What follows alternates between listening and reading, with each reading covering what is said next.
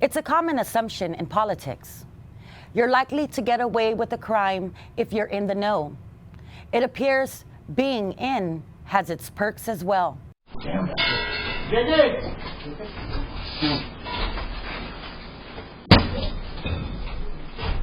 This is a surveillance footage of a Guam police officer destroying private property during a raid at a Tamuning residence in March.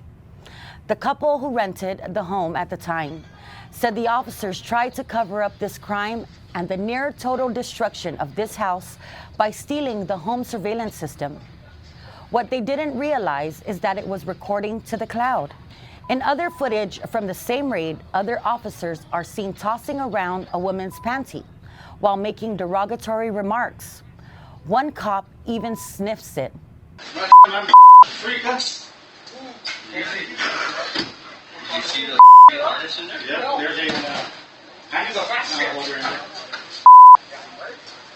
But this footage of a cop briskly walking by a television mounted onto a wall and breaking it with a metal bar needs no introduction or explanation. The TV was not attacking him. It was not in his way.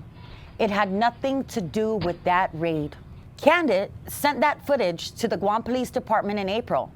Following public outcry, Police Chief Stephen Ignacio said he had opened both an internal and criminal investigation. It is nearly half a year later, and nothing has been done. That police officer remains on the beat. As a matter of fact, he's one of the security officers for the governor and lieutenant governor of Guam.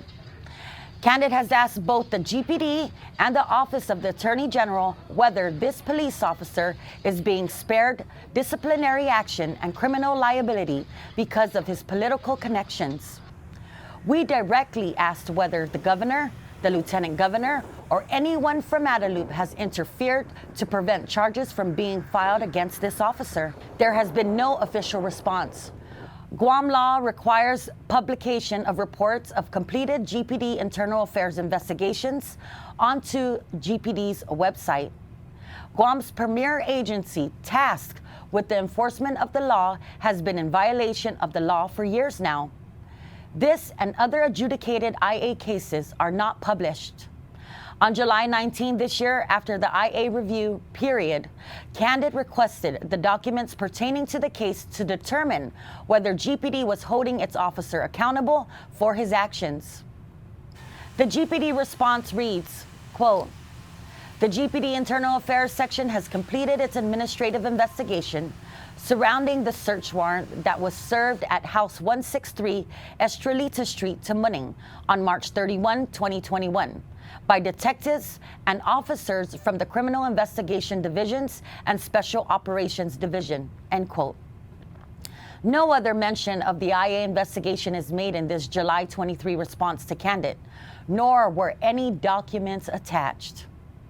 On September 10, Kandit followed up with the issue, the following questions to the police chief, with the Attorney General's office copied in the correspondence. "It is my understanding, based on the responses I've received from GPD, that no disciplinary action appropriate to the illegal destruction of private property has been taken against any police officer involved with the raid into the rental home of," name redacted.